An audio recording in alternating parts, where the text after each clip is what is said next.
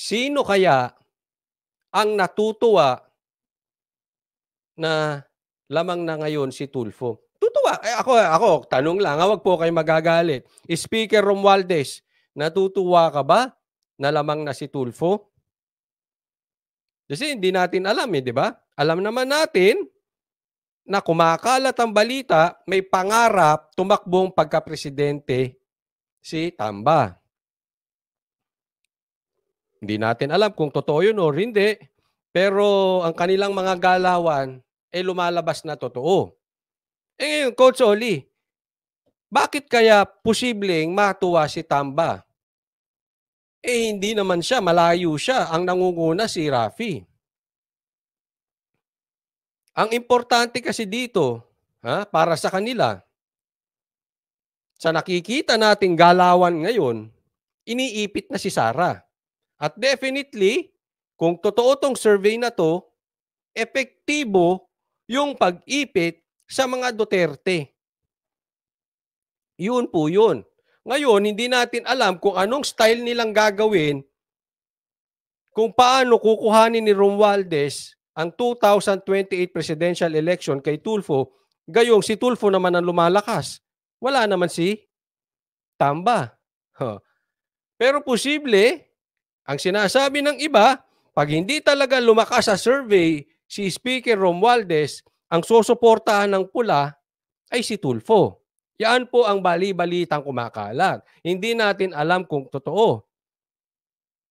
One thing for sure, alam natin, binabanatan ng Duterte, binabanatan si Sara, meron ng demolition job na ginagawa sa Duterte, tapos, eto na, umaangat na si Tulfo. Sa madaling salita, bagamat tayo ay walang ebidensya, yung narrative, kumukonek na. Lumilinaw na yung picture. Kumbaga sa puzzle, di ba? Kunwari, 1,000 pieces yung puzzle, nabubuo na yung muka. Bagamat kulang-kulang pa yung pieces, nakikita mo na. Nilalagay na sa lugar. Andyan na Ayan na po. Nilang unang presidential choice. Mataas ang rating ni VP Duterte sa mga taga Mindanao. Si Senator Tulfo naman, pinili ng mga nasa 18 to 35 at 51 years old above age group. Ayon sa survey, posibleng nakaapekto sa share ng potential voters ni VP Duterte ang kontrobersya sa confidential funds. Ngunit para sa political analyst na si Ronald Llamas, marami pang pwedeng mangyari bago ang 2028. Kung susuriin mo... Ay!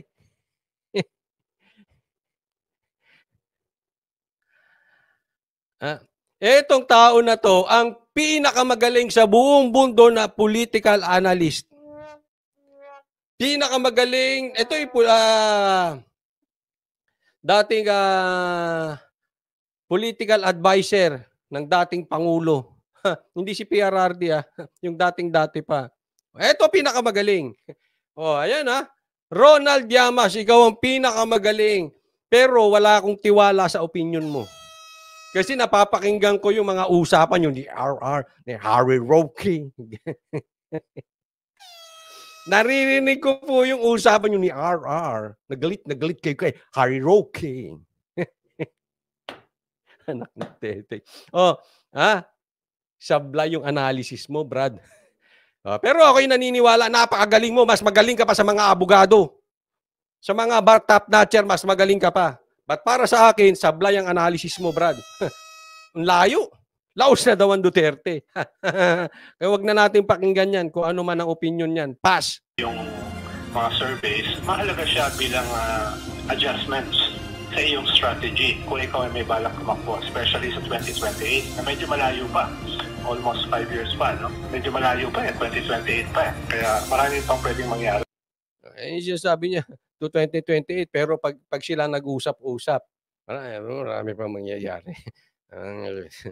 Sila nag-uusap, dapat na daw madaliin ng gobyerno ang pagpasok ng ICC kasi pagka hindi natanggal ang Duterte bago mag first quarter ata o first 6 months lalakas na Duterte, so dapat papasukin niya ICC. Jasmine, maraming salamat. Galit ka ako, Choli, hindi. Thank you sa bagong member natin. Thank you, Jasmine.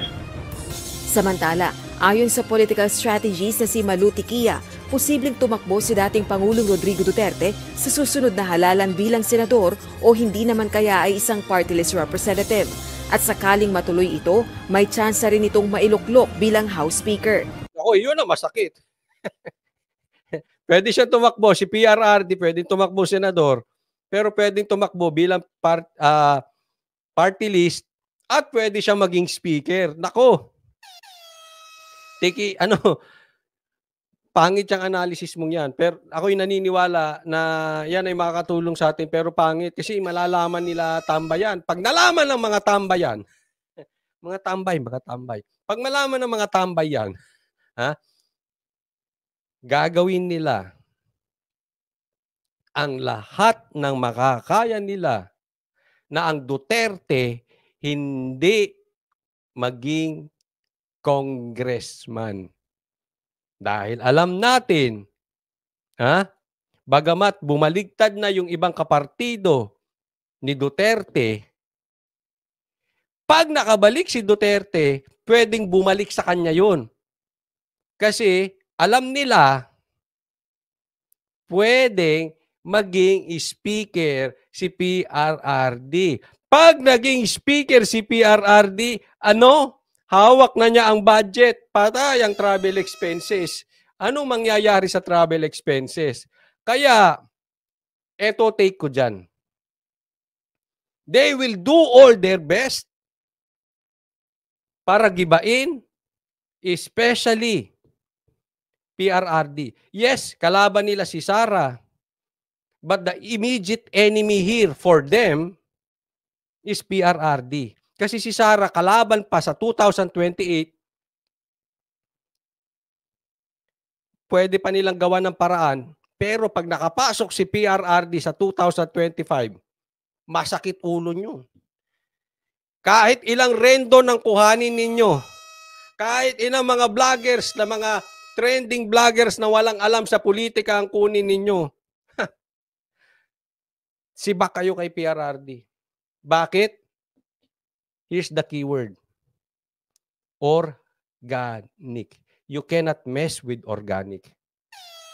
Kasi ang organic, ipagtatanggol ka niyan.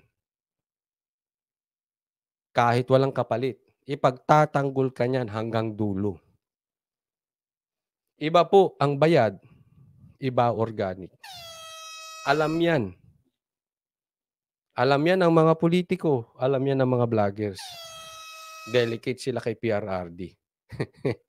Kaya maraming nanginginig ang tuhod, pero ito masakit. Wanting to eliminate Duterte, PRRD, papasukin ng ICC. Kaya we will see ang talagang pagiging seryoso nilang papasukin ng ICC within the first half of this year. Kasi tatandaan natin, may counter yan. Kumbaga sa boxing, kumaka-counter. And I'm pretty sure, kung gusto mong bumagsak si PRRD, the best counter is ICC. Naku, delikado. Ngayon, nagsabi, party list, ilagay natin dyan ang party list ni PRRD. Imagine mo yun, ha? Hindi ka gagastos, makakakuha ka ng nationwide consistency probably near to his 2016 performance. Anong maximum seat pag ganyan, ma'am? Hindi naman pa din 16 million na uboto mo sa party list. Hindi pa tapos nila. Wala ko, 16 million madami. Kaya bigla ko lang paisip sa Senado. Sige, okay. Speaker, ang boto 16 million. Pwede. Oo, yun nga. Kaya pera na i-distribute sa mga legislators, boto nyo ako. Kaya sabi ko, maganda yung strategy yun. Sa gitna naman ito ng issue ng ginagawang investigasyon ng International Criminal Ito na, ICC. Hila ko lagot. Court o ICC sa anti-drug war ng dating Pangulo. Gayon din ang tensyon sa pagitan ng Duterte camp at ni Speaker Martin Romualdez na pinsang buo ni Pangulong Bongbong Marcos Jr. Dagdag pa ni Tikia, inaasahan na rin ang pagsulpot ng oposisyon ngayong 2024. Titingnan natin kung paano magde-develop yung salitang budol. So, lahat ng anti-budol sasama sa oposisyon. Ito ay lalo at naghahanda na rin ang mga nagbabalak tumakbo sa 2025 midterm national and local elections. Rosa Lico. Ito sa akin, ha? Kung tatanungin ninyo anong aking opinion patungkol sa pagpasok sa ICC, I may be wrong. But in my opinion, 99% papapasukin ng ICC.